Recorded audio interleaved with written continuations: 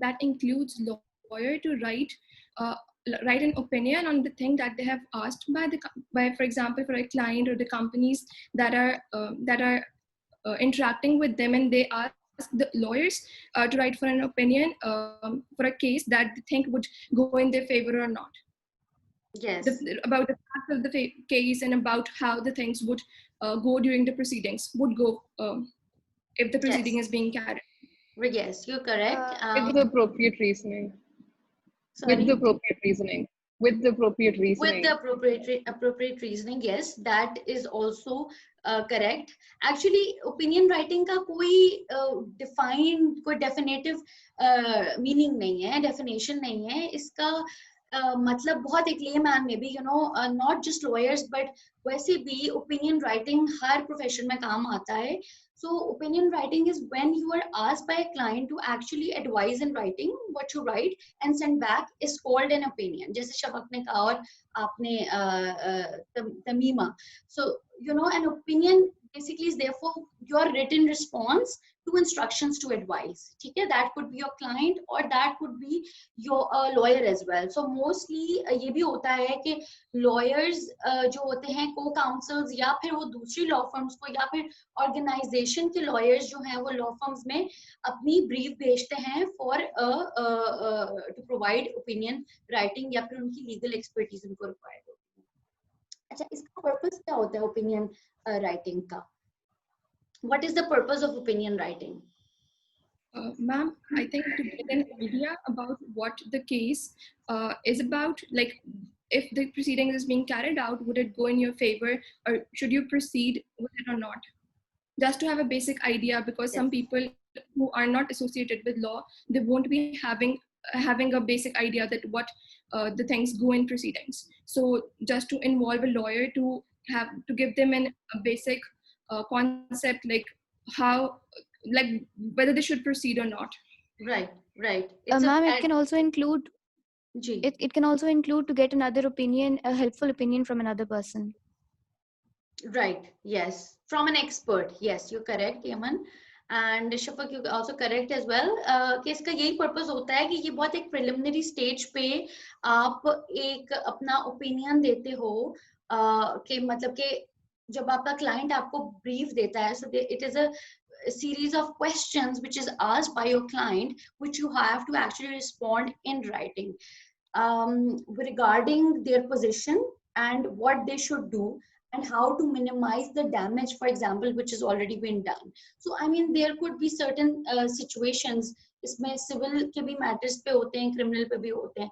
So you can also say that it is a kind of interim judgment. ठीक है, कि आप अपने client को एक तरह से बता रहे हो, दे रहे हो उसकी present position पे. ठीक है?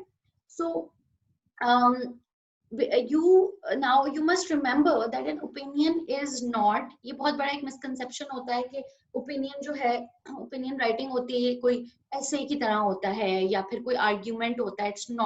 It's not an essay. आपको अपनी कोई भी academic जो knowledge होती है उसको पूरी मतलब जो हमने law में पढ़ लिया होता है, हमें लगता है कि हम बहुत enthusiastic होके वो सारा कुछ लिख देंगे. No, it's not an argument, it's not an essay, it's not even a submission. ये काम court में होता है और it's not even an instruction. So instruction का मतलब ये है कि instruction तो ये एक तरीके से है, लेकिन instruction in one way, why it is not? Because your task is not to make the decision for your client, but you have to give your client the correct advice, ठीक है, which is needed in order to make the right decision for themselves. So for example, I am stuck in a situation और मैं जाती हूँ शफक आपके पास, ठीक है, and you are my lawyer, and मैं कहती हूँ कि जो है मुझे आप प्लीज एडवाइस करो, तो आप मुझे एडवाइस करोगे बेस्ड ऑन द फैक्ट्स जो मैं आपको बताऊंगी, जो मेरे इश्यूज हैं, मेरे प्रॉब्लम्स हैं, मैं जहाँ पे फंस गई हूँ. ठीक है, सो आप मुझे ये नहीं कहोगे कि हम ना this is the right thing to do. Basically you tell me कि you have to do this. ठीक है, you have to basically give me reasons facts के ऊपर और लीगल आप एडवाइस करोगे कि ये 2-3 चीजें हैं. अब what you have to do is the ball is in your court. You don't have to actually persuade the client कि आपने यही करना है. this is the right thing for you. अच्छा, अब अगर गुड लीगल ओपिनियन, हमेशा ये आप लोगों ने बात शायद सुनी भी होगी, पढ़ी भी होगी कि good legal opinion must always consist of 3 essential elements, namely number 1 is facts, ठीक है, questions and reasoned answers. जैसे तमीमा ने कहा कि reasoned answers, reasoned जो answers होते हैं, the reasoned word is very important here.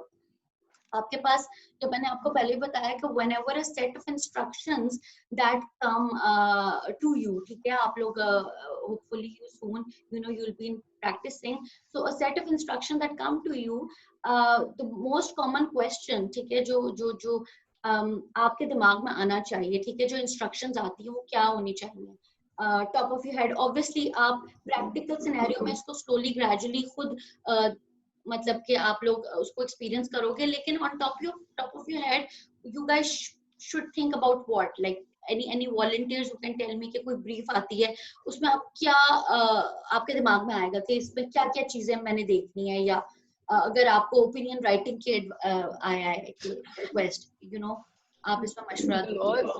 Laws में भी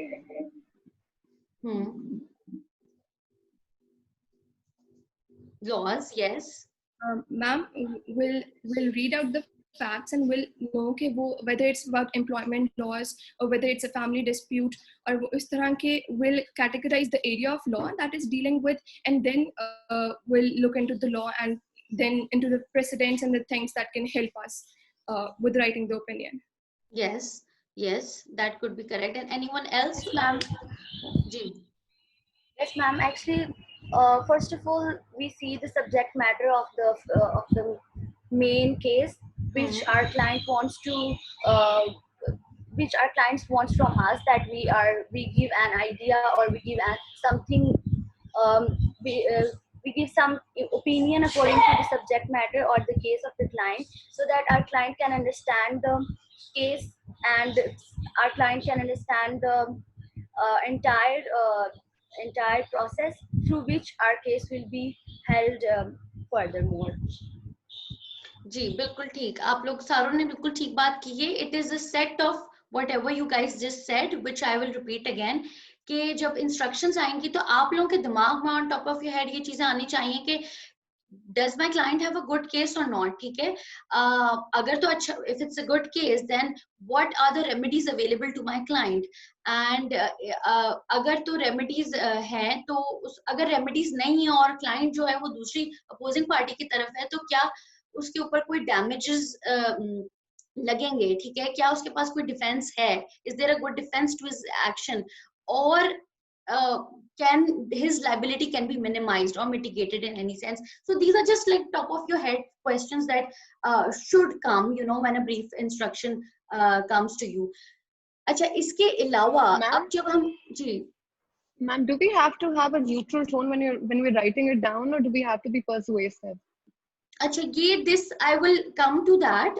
This is a very good question actually, because ये होता है जब आप practically opinion writing, जब आप opinion देना शुरू करते हो और you start drafting, so इस तरह की चीजें बिल्कुल आपके आती हैं, क्योंकि mostly ये होता है कि initially आप बहुत ज्यादा enthusiastic होके आपकी tone neutral वो मैं सारा I will cover that later, ठीक है. So before that पहले तो होता है कि जो opinion की रिक्वेस्ट आती है आपको एज अ लॉयर, सो आपकी जो मोस्ट, मैंने पहले आपको अभी जो बताया है वो ये है कि आपके on top of your head क्या चीजें आती हैं. These are just some like very things, oral things, verbal, जो आपके दिमाग में आनी चाहिए. उससे पहले मैंने आपको बताया कि ओपिनियन क्या होता है, उसका पर्पस क्या होता है.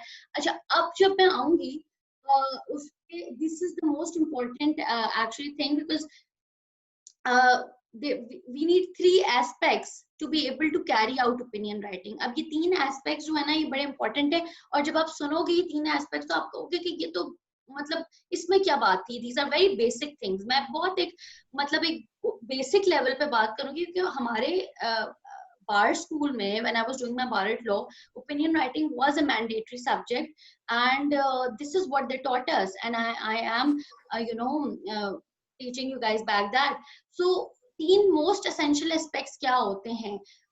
नंबर 1 आपका मेंटल एटीट्यूड, ठीक है.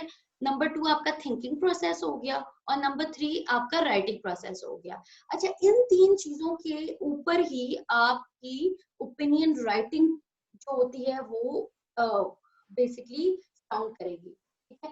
आपने ओपिनियन जब लिखना होगा तो आपका सबसे पहले मेंटल एटीट्यूड है। अब नंबर 1 जो एस्पेक्ट मैंने आपको बताया, उस मेंटल एटीट्यूड में भी there are 4 fundamental principles to remember, ठीक है, which are number 1 that you, अच्छा ये बातें सारी जो है ना, आप कहोगे कि ये तो हमें पता थी, ये तो these are very normal things, but these are actually when you start applying them in practical life ना, तो ये आपकी लाइफ भी बहुत आसान कर देती है। This is the key to success in a way कि ओपिनियन तो कोई भी दे सकता है, लेकिन अच्छा ओपिनियन लिखने के लिए ये सारी चीजें बहुत जरूरी होती हैं। To keep this in mind.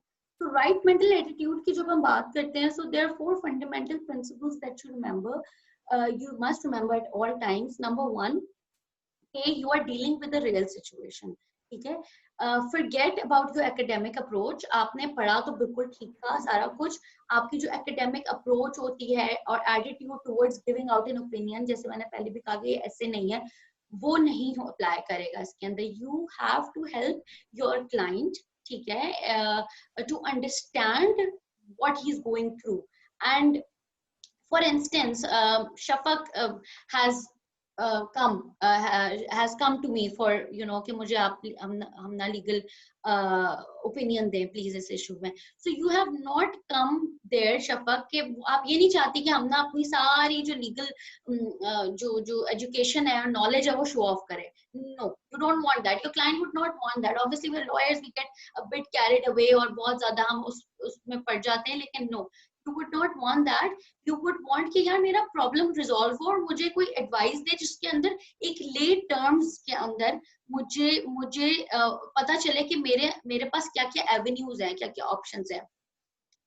So rather than you telling immediately about the law, you must understand it's a real life situation, so it will revolve around, which comes number 2 point of the right mental attitude, the facts. Yeah, facts are more important in legal in opinion writing than law. Why facts are more important? आप लोग सोच रहे हो कि क्यों फिर हम law क्यों पढ़ रहे हैं, हम लॉयर्स क्यों बन रहे हैं? That's not true. लॉ जो है वो आता है, आपका बिल्कुल आता है, लेकिन बाद में आता है। बिकॉज फैक्ट्स जो होते हैं ना सबसे पहले आते हैं। आप जब ओपिनियन राइटिंग स्टार्ट करते हो तो आपका जो शुरू का जो फर्स्ट पैरा होता है, इनफैक्ट जो सब्सिक्वेंट पैराज होते हैं, सो वो सारे फैक्ट्स के अराउंड रिवॉल्व करते हैं। लॉ जो होता है it is a basically it helps and provides you to bring your opinion to that level जहाँ पे आप उसको लीगली उसको एडवाइस कर सको, ठीक है। सो फैक्ट्स जो है always come first. It is always when you are advising a client, starting point आपका होता है वो हमेशा फैक्ट्स होंगे। सो आपकी थॉट्स क्या होनी चाहिए उस सिनेरियो में कि जो है क्या हुआ, what happened. So for example Shafaq you come and कोई इंसिडेंट हो गया, फॉर इंस्टेंस कोई रेकलेस ड्राइविंग का हो गया, सो मैं आपसे पूछूंगी इस तरह की चीजें। खैर they have to be very definite questions, but वैसे कि what happened, what's the situation, what is the problem that you've been through, and what do you exactly want, what you're looking for, और फिर मैं अपने आप से सोचूंगी कि what should be done and what advice can I give to you. So इस तरह के questions जो होते हैं वो facts से related होते हैं, law से related नहीं होते। These are facts are very important. अच्छा, अब आप सोचोगे कि वही वाली बात कि अगर फैक्ट्स आ गया तो फिर लॉ किधर आएगा, लॉ कहाँ फिट होगा। सो लॉ जो है वो हमारा थर्ड प्रिंसिपल है। जो मेंटल एटीट्यूड की हम बात करते हैं उसका थर्ड प्रिंसिपल होगा आपका law. So law is a means to an end and it will help you produce a solution to the problem. So the golden rule you must remember is that use the law to help you form an opinion on the facts, not the facts as an excuse to form an opinion on law. So I'll repeat once again that use the law to help you form an opinion on the facts, not the facts as an excuse to form an opinion on law. So ये आपके facts हो गए। आपके facts के around फिर आप law उसको as a support use करोगे ओपिनियन के लिए। And the fourth thing is you must answer all the questions, ठीक है, all the questions which are asked by the client. आपका क्लाइंट के पास बहुत सारे उसके अंदर उस ब्रीफ में या जो ब्रीफ आपको पास ऑन हुई है या क्लाइंट खुद लेकर आया है, there will be a lot of questions, so you must answer all the questions in your opinion writing. In when you start writing an opinion, all these things must be covered. So ये mental जो aspect था, ये mental attitude, the right mental attitude, ये deal करता है कि आपकी, remember it's a real situation. Number 2, the facts are more important than the law. And number 3, that the law is a means to an end. जैसे मैंने आपको कहा कि law को as a support use करें. And number 4, answer all the questions which are asked. So this covers our first mental attitude. अच्छा, अब ये हम यहाँ writing हमने भी start नहीं की है. This is not that we have started opinion writing. ये draft नहीं बन रहा. अभी हम सिर्फ understand करें कि opinion writing से पहले as a lawyer आपको ये चीजें अपने दिमाग में रखना बहुत जरूरी होंगी, क्योंकि slowly gradually obviously जब आप practice में आते हो तो फिर ये सारी on your fingertips हो जाती हैं, ये एक routine बन जाता है. But for now, you know, from a learning point of view, these things should be very important. Acha, yeah, sorry. So number 2 आपका था जो 3 aspects मैंने आपको कहे थे which you must be able to carry out, ठीक है, while you are giving out an opinion. Number 2 is thinking process. So thinking process क्या है? Thinking process बड़ा simple है कि आप लोग कहोगे structure बना लें, उसका सोच लें, कर लें, कि उसमें research कर लें. अच्छा, उसका भी defined structure होना चाहिए जब thinking process की बात आती है. वो ये कि thinking process itself is divided into 7 stages. And you need to understand that these 7 stages are not separate, such that these stages, that stage 2 will only begin when stage 1 is complete. तो मैं आपको stages भी, वो जो मैंने handout miss Ayesha को दिया है उसमें मैंने ये जो फंडामेंटल एस्पेक्ट्स थे ये भी लिख ली हैं, उनके स्टेजेस भी लिख ली हैं. और अभी एट दिस स्टेज आप लोगों को शायद इसकी नोट्स बनाने की इतनी जरूरत नहीं पड़ेगी, क्योंकि ये बहुत बेसिक सी चीजें हैं, कॉमन सेंस वाली बातें हैं जो कि आप अंडरस्टैंड करो, so it would be better. जो स्टेजेस हैं वो सारे मैंने लिख लिए, चीजें कवर्ड हैं. I will explain you what and how these stages work. So now stage 1 की जब हम बात करते हैं, ये आ गई थिंकिंग प्रोसेस में. So stage 1 में सबसे पहला आपका काम होगा कि read and digest your instructions. ठीक है, इसका मतलब ये नहीं, आप कहोगे read and digest का मतलब ये शायद कि बहुत मैंने याद कर लेना है, रट्टा मार लेना है अपने ब्रीफ को, या मुझे जो फैक्ट्स मिले हैं या मेरे क्लाइंट के जो पेपर्स मिले, नहीं. सो इसमें you do not have to necessarily read each and every instructions, ठीक है, because in practice there could be like hundreds of pages thick and it would not be very productive to actually go through each and every word. होता ये है कि आप practical situation में आते हो तो आपके पास एक केस नहीं होता, आपके पास मल्टीपल केसेस होते हैं, और एक एक केस के मल्टीपल फाइल्स होती हैं, मल्टीपल पेजेस होते हैं, और उसमें भी multiple research is required. So वो कहते हैं ना कि don't work hard, work smart. So ये रूल भी इसमें अप्लाई होता है कि जब आप as a brief lawyer read करोगे अपनी, so make sure that you read smart. तो आप अपनी इंस्ट्रक्शंस जो ब्रीफ है उसके अंदर वो चीजें जो मोस्ट रेलेवेंट योर केस है वो आप उसको पढ़ो, उसको मार्क करो. And what you exactly trying to do in this reading your instruction is to find out exactly what is required of you and what the case is about. So what are the basic facts? Agar to aapke paas bahut time है, and obviously in an initial level when you just start off or you working as an intern, मेरी suggestion होगी कि आप सारा कुछ पढ़ लो, लेकिन उसमें बहुत सारी इस तरह की चीजें भी होती हैं जो कि relevant नहीं होती. ठीक है, तो पहला हो गया read and digest your instructions. Stage 2 is answer the primary questions. What, for example, what does my client actually wants to know?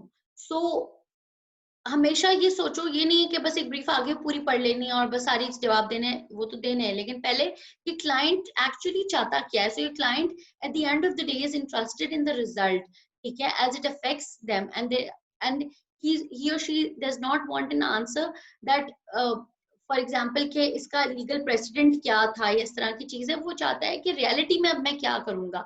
तो फॉर एग्जाम्पल के तमीमा मेरे पास आती हैं और वो पूछना चाह रही हैं कि क्या जो है उनको डैमेजेस रिकवर करने हैं किसी केस में। अब ये for example breach of contract हो गया है। अब कॉन्ट्रैक्ट ब्रीच क्या होता है, that is I am sure आप लोगों को थोड़ा बहुत आइडिया होगा कि कॉन्ट्रैक्ट दो पार्टीज में, जैसे तमीमा और मेरे बीच में कॉन्ट्रैक्ट हुआ, ठीक है, उसमें फॉर इंस्टेंस मैंने प्रॉमिस किया था तमीमा को कि मैंने आपको 1 महीने के अंदर 100 क्लोथ्स देने हैं, ठीक है, प्रेटवेयर देना है, for instance just to make it more interesting. 100 देने हैं, I promised you, it was written in a contract, it was valid binding, ठीक है, लेकिन मैंने इंस्टेड ऑफ 100 उस मंथ में आपको दे दिए 60। तो हुआ क्या कि इस कॉन्ट्रैक्ट का मैंने ब्रीच कर लिया। It will be a breach of contract because it was not what I promised. मैंने प्रॉमिस किया था कि मैं 100 दूंगी, अगर मैं 99 भी देती हूँ that too will be a breach of the contract. लेकिन ऑब्वियसली ये तो बातें मतलब कागजी होती हैं, कभी कभी प्रैक्टिकल सिचुएशन में कस्टमर और सप्लायर की रिलेशनशिप पे भी डिपेंड करता है कि आगे पीछे थोड़ी चीजें हो सकती है, लेकिन anyway so 50 number is too substantially less. तो मैंने आधे उनको कपड़े दिए, आधे दिए ही नहीं। तो अब Tamima is suffering because of my breach. वो इसलिए सफर करें कि उन्होंने अपने एंड कस्टमर को, शायद उन्होंने किसी और को प्रॉमिस किया था कि मैं आगे आपको सप्लाई करूंगी, लेकिन उन्होंने वो नहीं कर सकी। सो शी इज, और उन्होंने जो इनके एंड कस्टमर्स हैं, एंड क्लाइंट्स हैं, उनको प्रेड पहनना था, उन्होंने ऑलरेडी एडवांस दे दिया था तमीमा को। तो अब Tamima is suffering loss now, it's a heavy loss that she is suffering. तो होगा ये कि इस तरह की सिनेरियो में अब Tamima would goes to her lawyer and she asks कि व्हाट शुड, मतलब अब इस सिनेरियो में कि हमना की लायबिलिटी क्या होगी और जो है हमना को डैमेजेस किस तरह मैं ले सकती हूँ इस ब्रीच ऑफ कॉन्ट्रैक्ट की सिचुएशन में। तो ये प्राइमरी जो क्वेश्चन है ना तमीमा का, इसमें प्रॉब्लम ये है इस पूरे केस में कि मुझे मेरी चीज मिल जाए, चाहे वो फिर पैसे मिल जाए या वो कपड़े मिल जाए टाइम पे। तो ब्रीच ऑफ कॉन्ट्रैक्ट की वैसे तो रेमेडी ये होती है कि आप उसको रेक्टिफाई करो, ठीक है, depending on the nature of your contract as well. तो वो तमीमा वुड प्रेफर कि मैं डैमेजेस दे दूं ताकि वो वहां आगे से सफर ना करे। सो ये उनका ये प्राइमरी क्वेश्चन उनका ये होगा, और मैं एज उनका जो उनका लॉयर है वो उनको लीगल ओपिनियन में ये प्राइमरी क्वेश्चन है जिसका उनको आंसर करना है। तो इस थिंकिंग प्रोसेस में स्टेज 3 पे आ जाते हैं absorb and organize the facts. अच्छा, you need to now know that all the important and relevant facts, ठीक है, in the case should be at your fingertips. इसका ये मतलब नहीं है कि you have to memorize, ratify नहीं, एग्जाम नहीं है आपने, लेकिन you must know। तो क्योंकि मैं भी अब I'm working at Wateen Telecom as a senior legal counsel, so मैं उनकी in-house lawyer हूँ। मेरे पास अगर वतीन का कोई कॉन्ट्रैक्ट या कोई मैटर आता है तो पहले तो मैं उसकी डेट्स, उसकी जो पार्टीज के इश्यूज होते हैं, जो जहां जहां प्रॉब्लम्स होती हैं, ब्रीच होते हैं, वो सारा एक नोट डाउन कर लेती हूँ। मैं रटा नहीं मारती, लेकिन I remember everything. So even अगर मुझे 4 महीने बाद भी अगर वो कोई मैटर पूछे तो मुझे पता होता है कि इस केस में क्या हुआ था। So you must have organize all the facts and absorb them and इसकी ऑर्गेनाइज करने का तरीका होता है, हर किसी का डिफरेंट होता है। जैसे everybody has a different way of starting. जैसे कि स्केड्यूल बना लिया, टाइम प्लान बना लिया। This is very important for a lawyer. Opinion writing से पहले आप अपना एक स्केड्यूल बना लो, टाइम प्लान बना लो, चार्ट्स, डायग्राम्स बना लो।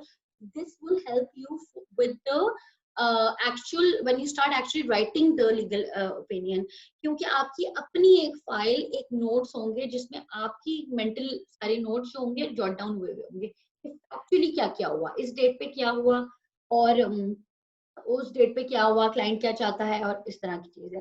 तो जैसे मैंने आप लोगों को ब्रीच ऑफ कॉन्ट्रैक्ट की भी example the.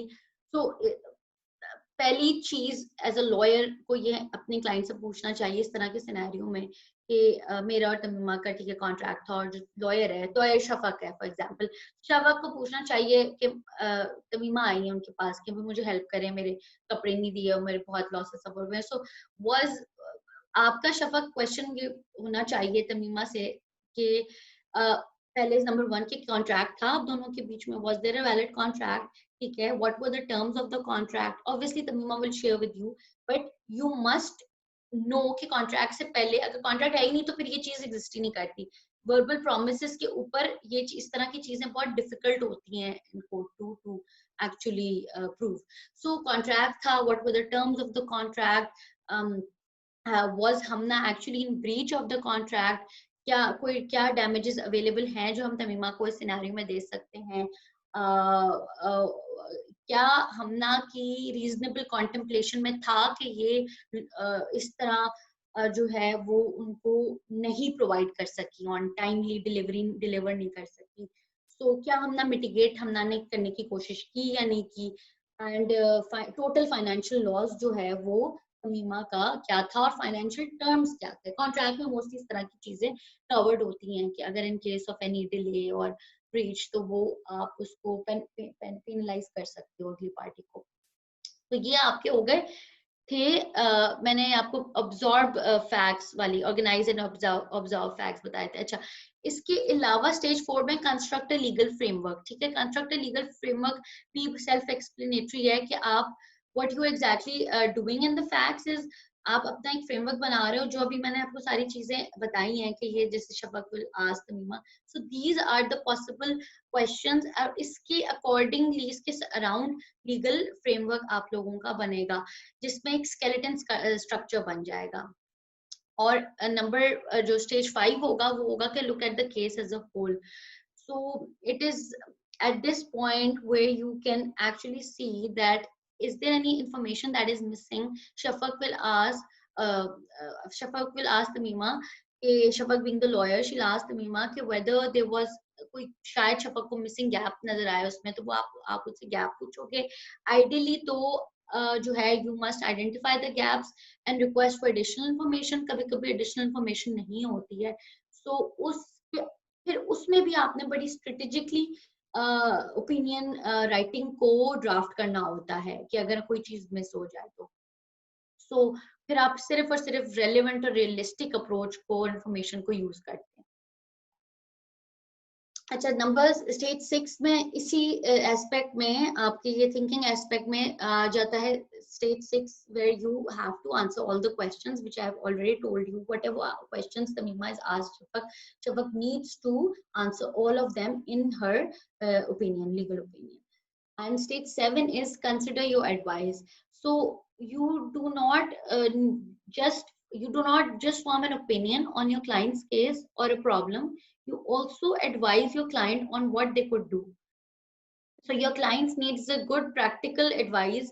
So you have to tell them the practical step that your clients can take. So Shafaq will tell Tamima कि यार practically हमना के साथ आप किस तरह जो है इसको manage कर सकते हो। अगर तो amicably resolve हो जाता है तो well and good, अगर नहीं तो क्या हमना damages pay कर सकती हैं, या क्या हमना जो है next month आपको compensate ज्यादा पेटवेयर डिलीवर कर देंगी। So it depends on how and both the parties want. हो सकता है मम्मा को सिर्फ और सिर्फ फाइनेंशियल डैमेजेस चाहिए हो, और या फिर हो सकता है उनको ये हो कि यार नहीं मुझे कपड़े ही चाहिए, सिर्फ मुझे पैसों की जरूरत नहीं है, मुझे कपड़े दे दो, क्योंकि मैं फिर आगे अगली किसी डिजाइनर को ढूंढूंगी और वो डिजाइनर जो है उसको बहुत देर लगेगी समझाने में। सो इट्स बेटर कि Hamna should give the clothes rather than giving money. So it depends what your client actually wants.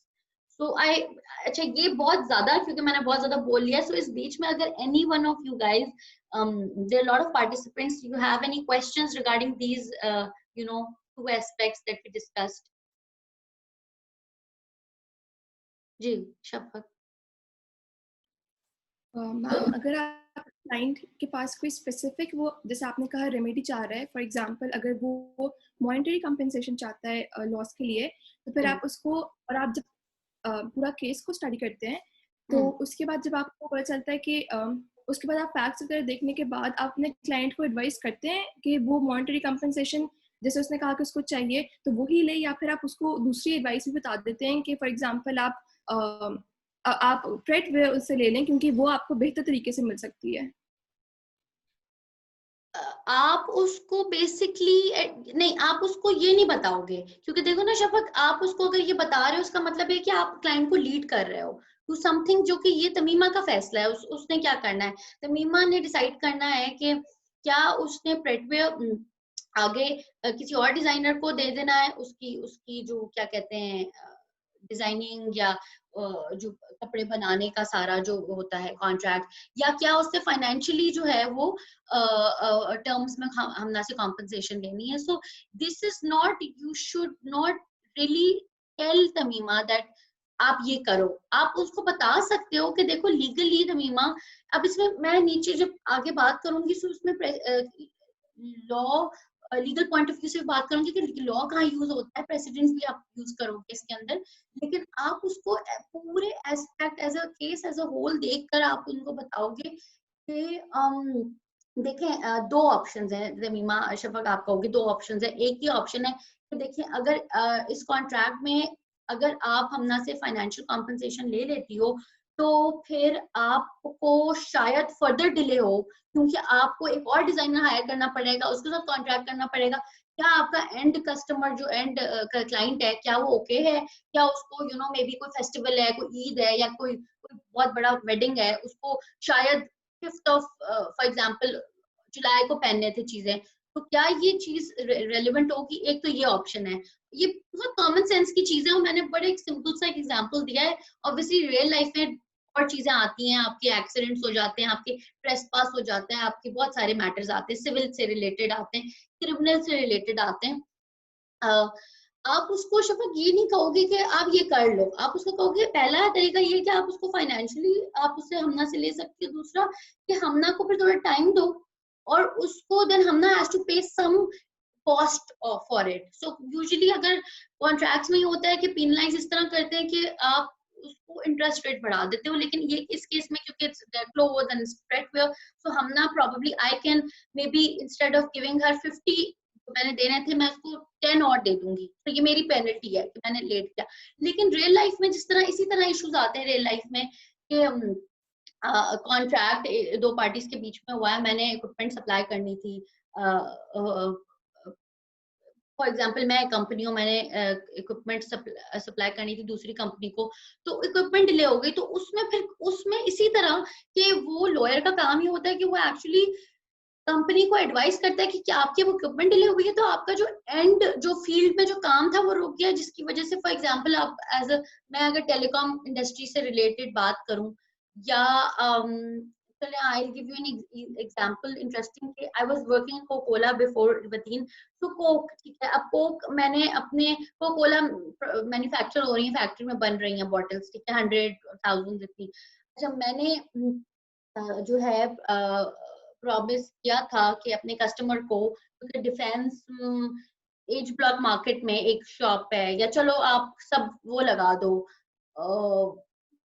क्या कहते हैं मैकडॉनल्ड्स, ठीक है, मैंने McDonald's is a big huge enterprise, McDonald's को मैंने प्रॉमिस किया था, मैं कोक हूँ, ठीक है, मैंने कहा था ठीक है मैं आपको 1 महीने के अंदर 1000 बॉटल्स दूंगी कोक की, और मैं नहीं दे सकी और मैंने उसको मे बी 500 दे दी. तो मैकडॉनल्ड्स क्या करेगा, ठीक है. इस सिनेरियो में लॉयर का ये काम होता है, लॉयर ये बताया कि देखो मैकडॉनल्ड्स, फिर यू हैव टू एक्चुअली आपका जो एंड कस्टमर है, जो कि क्लाइंट आ रहा है, ठीक है, लोग आ रहे हैं ले रहे हैं चीजें, तो जब वो कहेंगे कोक चाहिए, कोक शॉर्ट हो गई, तो फिर एक रेपुटेशन लॉस होगा, फिर loss of you know reputation के अलावा भी कि आपकी क्लाइंटल जो है वो अफेक्ट होगी. उसको कोक चाहिए, वो कहेगा ठीक है फिर मैं कहीं और से ले लेता हूँ, सो ये फाइनेंशियल लॉस भी होगी. So these are like direct losses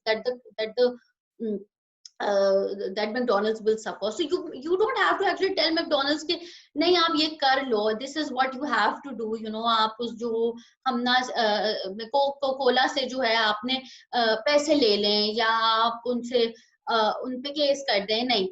एक तो नंबर 1 ये सारी चीजें जो होती है ना वो गवर्न बाय कॉन्ट्रैक्ट होती है. कॉन्ट्रैक्ट में क्या टर्म्स एंड कंडीशंस होती है, और अगर कॉन्ट्रैक्ट कहता है कि कोई पेनल्टी डालो, तो फिर पेनल्टी हमना पे इस तरह की डाल सकते हैं कि वो जो है उस पे इंटरेस्ट रेट उसका बढ़ा सकते हैं पेमेंट पे, या you know depending. So you don't have to really impose और persuade your decision to your client. that is not even in legal opinion writing, but it is a general you know advice as well. General mindset का हमेशा ये होना चाहिए. You can advise your client for better options, but you have to prioritize that one which your client has already decided. जी बिल्कुल बिल्कुल। लेकिन आपने अपने क्लाइंट को हमेशा ये बताना है कि लीगल स्टैंड पॉइंट से आपके पास ये 3 ऑप्शन है, इनमें से बेहतर ऑप्शन कौन सी है और कौन सी ज्यादा जो है वो आपको फीजिबल के अलावा जो है वो आपको एक्चुअली वो चीज, मतलब आप पोच कर सकते हो, वो मिल जाएगी आपको, you know you will be able to succeed if you reach for that option from a legal standpoint. But हाँ, मतलब मोर और less this.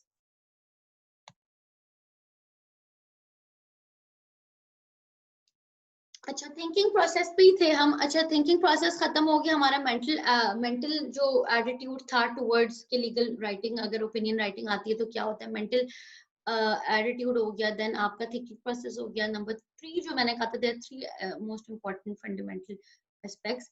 Third is writing process itself.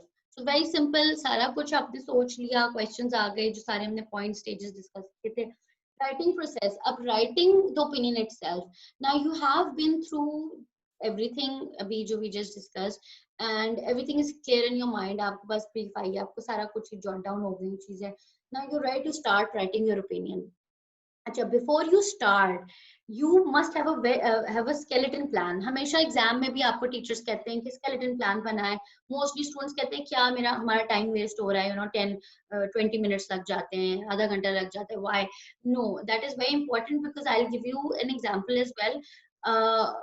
ये जो there are a lot of nations, actually successful nations, Japanese, ठीक है, Japan में this is a practice कि जब उनके पास कोई रियल लाइफ मैटर आता है या कोई कोई कोई केस आता है, कोई ट्रांजैक्शन आती है, या ऑफिस में कोई प्रोजेक्ट आ जाता है, कुछ भी होता है, not just legal point of view से, तो वो उसको, अब I don't know if this is how true the percentage level is, लेकिन वो 80% of the time Japanese people they spend on planning and the 20% is actually done on execution the project itself. if दो 20% project delivery में करते हैं, लेकिन जो 80% उनका जो टाइम जाता है ना, वो उनका प्लानिंग में जाता है, because planning is the most fundamental, the most important thing for everything in life, not just studies, not just professionally, personally भी, everything you strategize it in your mind, write it down. So इसमें भी opinion writing में भी you have to basically make a skeleton plan first, and this will basically help you to think and analyze issues जो कि हमने ऊपर सारे discuss किए थे। So अच्छा, skeleton plan में आपने अपना टाइम जो है वो स्पेंड तो करना ही होगा, क्योंकि देखिए इसमें ये होता है कि if you working as a lawyer ना, तो इसमें टाइम लिमिट इस तरह नहीं होती, आवर्स 2 आवर्स 3 आवर्स इस तरह नहीं होते। मोस्टली आपके पास, क्योंकि रिसर्च बहुत ज्यादा रिक्वायर्ड होती है, तो लॉयर्स के पास टाइम होता है, maybe couple of days to deliver, और कभी कभी बहुत अर्जेंट भी हो जाता है, सो फ्यू डेज, लेकिन you have hours to spend time on a skeleton plan. सो ये आपको जो स्केलेटन प्लान हेल्प करेगा in not just what you are going to write about, but what you will actually say. So it will give you a very clear indication of the issues you will deal with, in what order, and roughly how much space you will devote to each. अब ये तमीमा का सबसे पहले question था space, I think किस पे था, उस पे लैंग्वेज के ऊपर था। अच्छा, उस पे हम आ जाते हैं। इसके स्केलेटन प्लान के बाद जो है आपको आइडिया हो जाता है कि यार मेरे पास स्पेस कितनी है, जगह कितनी है, कितना मैं लिख सकता हूँ, किस किस इशू पे, किस किस क्वेश्चन पे क्लाइंट के, फिर आप स्ट्रक्चर बना लोगे। ठीक है। अच्छा, अब जब ओपिनियन शुरू हो जाता है तो सबसे पहले आपने ओपिनियन का, ये बहुत सारी चीजें मिस होती हैं, ये हमने हमें बाहर स्कूल में बहुत अच्छी तरह उन्होंने सिखाई थी, और वो तो for a year, so this 1 घंटे में तो ये चीज कवर नहीं हो सकती, लेकिन ये बहुत इंपॉर्टेंट चीज होती है कि जब आप ओपिनियन राइटिंग लिखो या कोई भी चीज अपनी काम करो प्रोफेशनली भी, आप लोगों ने स्कूल कॉलेजेस में भी सीखा होगा कि उसको प्रॉपरली हेडिंग, कि आप ओपिनियन राइटिंग की आपने हेडिंग डालनी है। It is up to you, it is at your discretion कि आप उसको लीगल ओपिनियन कह दो, आप उसको एडवाइस कह दो, उसमें केस नेम पूरा होगा पार्टीज का। So for example Tamima versus Shafaq, या Shafaq versus Hamna, whoever it is, so full name of the parties, ठीक है। उसके अंदर ये भी आप जरूर देखो कि हम जब लिखते हैं, ओपिनियन शुरू करते हैं, तो हम टेढ़ा मेढ़ा फॉर्मेटिंग, आजकल तो क्योंकि writing, I think hand writing तो नहीं होती है, I don't know about exams में, लेकिन प्रैक्टिकली तो जो है वो सिर्फ और सिर्फ ये होता है, आपके कंप्यूटर पे ही होती हैं चीजें, तो मेक श्योर कि आपकी फॉर्मेटिंग बहुत करेक्ट हो, दिस इज वेरी इंपॉर्टेंट, ठीक है, दिस इज वेरी, आपको अगर बड़ी बेसिक सी बात है, फॉर्मेटिंग, फॉन्ट, आपकी जो लाइंस जो माइक्रोसॉफ्ट वर्ड में जो जस्टिफिकेशन जो जस्टिफाई करते हैं वो सारी चीजें should be very much aligned, everything should be consistent. अच्छा, आपकी हेडिंग हो गई, प्रॉपर हेडिंग आप डालोगे, ठीक है, उसके बाद आपकी बॉडी आ गई, आप बॉडी ऑफ द ओपिनियन में जब आप स्टार्ट करते हो तो ओपनिंग पैरा जो आता है वो should first, the opening para जैसे मैंने आपको पहले बताया, should contain a brief statement of what the case is actually about.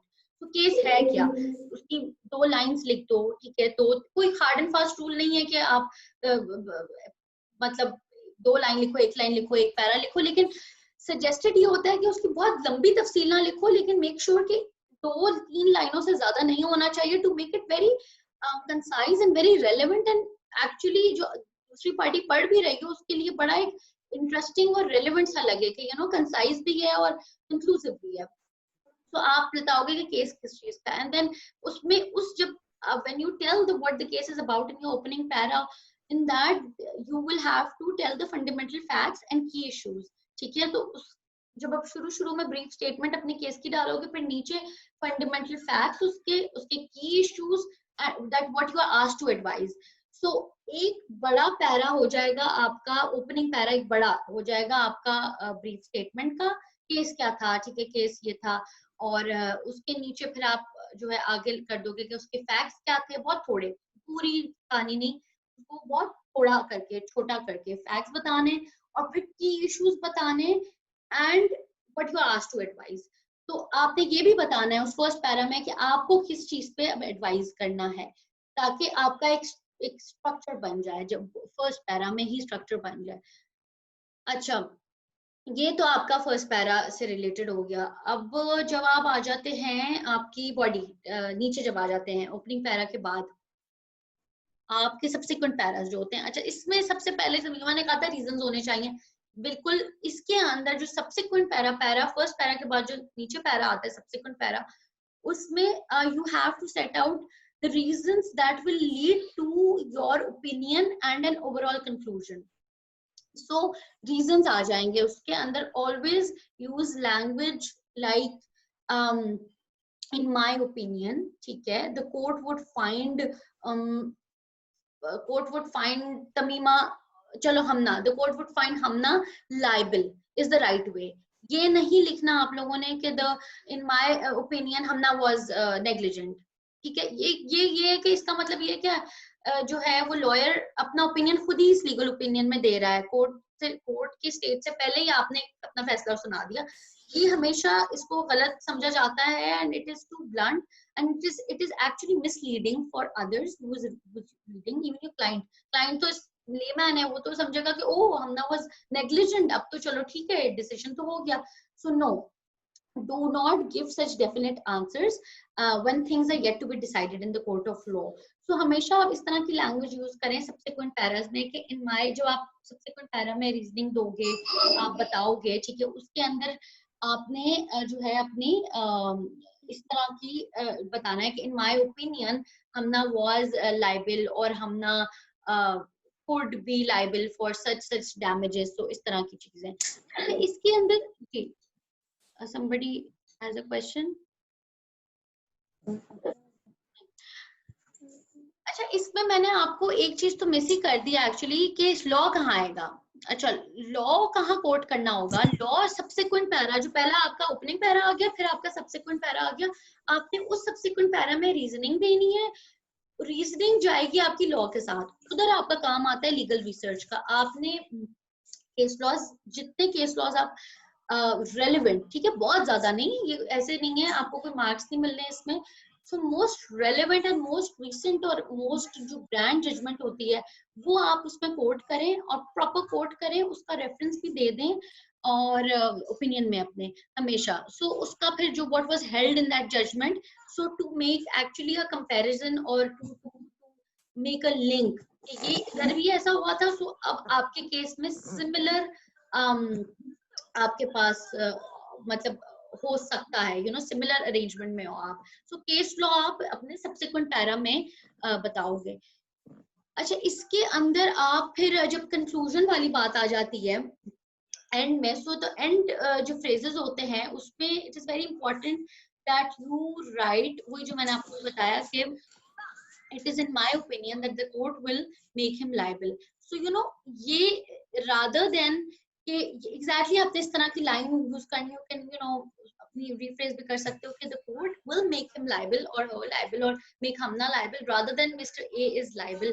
ठीक है? So whenever you express an opinion you must always give reasons for it. Conclusion में हमेशा आपने reasons देने हैं, हमेशा, मतलब बहुत बड़ी तफसील नहीं, क्योंकि reasons तो देखिए आपके सेकंड पैरा में, सबसेक्वेंट पैरा में आ गए थे। कंक्लूजन में ना आप जब बताओगे कि मेरे ख्याल से my opinion this Amna is could be liable because she did this and she breached a contract and हाँ because she breached a contract, so ये reason आ गए। उस reason obviously depending on the facts of the case you have to give reasons in the conclusion as well. And आपकी ये final, एक final methodology या जो approach है ये होनी चाहिए आपकी कि पहले आपका इनिशियल ओपनिंग पैरा आ गया और फिर आपके सब्सिक्वेंट आ गया और फिर आपके कंक्लूजन आ गए। मैंने अभी बहुत जल्दी एक तरह से देखे ना, this is a chapter, this is a course that was covered in 1 year, so मैंने एक बहुत, आप कह दो कि बहुत ब्रॉडली अभी आप लोगों को बताया है कि ये ड्राफ्टिंग का, लीगल ओपिनियन का सॉरी तरीका क्या होता है और किस तरीके से आप उसको मतलब परसू कर सकते हो प्रैक्टिकली। अच्छा ma'am should we limit ourselves to using this layman language या फिर आप jargons भी use कर सकते हो? जार्गन्स आप बिल्कुल यूज करो, लेकिन जार्गन्स बहुत ज्यादा यूज नहीं करनी चाहिए जार्गन्स, क्योंकि it confuses your client as well. Your client, you have to understand, is not a lawyer, ठीक है, your client is a layman. तो जार्गन यूज जहां कर सकते हैं, जहां रेलेवेंट मोस्ट लग रहा है वहां आप करें, लेकिन do not make it a point कि आपने अपनी सारी जो लीगल नॉलेज है ना वो उस ओपिनियन में डाल देनी है, इस तरह नहीं है। सो यू नो, वही मैंने आपको जैसे कहा था कि it is a real life issue. अच्छा, इसमें सबसे इम्पोर्टेंट मैं आपको जल्दी से बता दूं कि, एक मिनट सॉरी, अच्छा लेंथ की मुझे किसी ने बात शायद पूछी थी, नहीं न्यू लैंग्वेज की पूछी थी आपने, न्यूट्रल लैंग्वेज तमीमा ना। अच्छा हाँ, लैंग्वेज जो है ना आपने न्यूट्रल ही रखनी है, जैसे मैंने आपको भी एग्जांपल्स दी थी कि हमना शुड बी लायबल और Hamna in my opinion should be liable. बिल्कुल हार्श लैंग्वेज बिल्कुल यूज नहीं करनी, क्योंकि इट शोज कि फिर ये the lawyer is basically being very aggressive, you know, you have to be a very like on a neutral grounds. अच्छा, आपने लेंथ वाइज, ये भी बड़ा एक कॉमन क्वेश्चन होता है कि लेंथ क्या होनी चाहिए ओपिनियन की, ठीक है। लेंथ ट्रिकी इसलिए है बिकॉज एक्सेसिव लेंथ जो होती है ना, it could be considered as faulty. So बहुत ज्यादा आप लिख रहे हो 20-20 पेज और छोटा सा केस था 20 पेज का लीगल ओपिनियन दे दिया, so it could be considered as faulty. If the opinion is too long then मतलब कि होता ये कि अगले को ये लगता है कि ये एकेडमिक अप्रोच बहुत ज्यादा यूज कर लिया है। सो यू नो, लॉयर ने रादर देन प्रैक्टिकल या रियल लाइफ अप्रोच यूज की, उसने बहुत एकेडमिक अप्रोच यूज कर लिया and he has failed to distinguish between an opinion and an essay. So you should not bring out every thought and avenue of reasoning that you have pursued. So your aim should be to write an opinion that is just the right length in all circumstances. So a balance of completeness and conciseness is very important, and it should not be too short. Again, not too long, not too short, because अगर short होगा तो फिर इसका मतलब ये है कि you have not covered each and every aspect, और analysis आपने completely नहीं दिया, उसमें अपनी thoughts और reasonings नहीं डाली, उसमें probably law नहीं डाला, case laws नहीं डाले। So ये जो है length, मतलब this is basically something that you have to figure out, but it should be a balance between completeness and conciseness. अच्छा, इस मैंने आप लोगों को एक हैंड आउट जो भी नोट शेयर किए थे उसमें चेकलिस्ट भी मैंने आप लोगों को ओपिनियन राइटिंग स्किल की चेकलिस्ट दी है, which is very very important language wise. मैं आपको जरा उसको वर्बली भी बता देती हूँ very quickly. Ayesha, how much time we have? We are just having few minutes, 2-3 Acha. minutes. Acha, Yeah. I'll just conclude very quickly. So checklist, this is interesting. Clarity हमेशा होनी चाहिए. बिल्कुल unclear चीज ना लिखें कि आपने शुरू में लिख दिया कि ऐसा होगा, बाद में आपने अपनी स्टेटमेंट को कॉन्ट्रडिक्ट कर लिया. ये शुरू में बहुत सारे लॉयर्स के साथ होता है. So be very clear, use appropriate language, slang और इस तरह की लैंग्वेज यूज ना करें. करेक्ट टर्मिनोलॉजी यूज करें. अच्छा, ग्रामर, पंक्चुएशन और spelling is very very important हर चीज में, ना ही सिर्फ ओपिनियन राइटिंग में. आप मेक श्योर कि आप प्रॉपर ग्रामर, कॉमास हो, उसमें पंक्चुएशंस हो, heading as I said is very important. It should be signed in the end by the legal counsel or the lawyer who has done it. And make sure कि opinion writing जो होती है ना, वो numbered paras में होती है. तो एक पूरा तफसीली number wise होना चाहिए. कैपिटल लेटर्स जो है व्हेन नेमिंग एन एक्ट, कोई एक्ट अगर आप नेम कर रहे हो तो कैपिटल लेटर्स यूज करो. कोर्ट में भी सी कैपिटल होना चाहिए. अगर कोई केस नेम है तो उसको अंडरलाइन करें, इटैलिक्स में यूज करें. Formatting should be neat and consistent and deal with all the issues in a logical sense. Use सब हेडिंग्स बहुत जरूरी होती हैं. सो ये इजी हो जाता है पढ़ने के लिए ना ही सिर्फ ये आपका ओपिनियन राइटिंग में, बट आपके कॉन्ट्रैक्ट्स में भी और चीजों में भी. एंड जो है इररेलेवेंट ना बने प्लीज. और इसमें कोई लॉ, वही मैंने बात की, do not give a law lecture and get the law right. ये नहीं है कि लॉ आधा पढ़ के इनकम्प्लीट करके. So you have to make sure कि you know the law right, and the conclusion that's very important should be very clear and give reasons for your conclusion. So this as I mentioned earlier as well. So this has basically concluded very quickly that what opinion writing is, and opinion writing किस तरह एक basic idea आप लोगों को इसमें मिल गया होगा.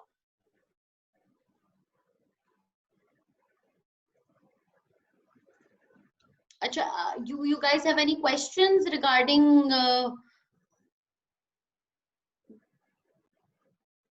anything that we've discussed or anything that we have missed out?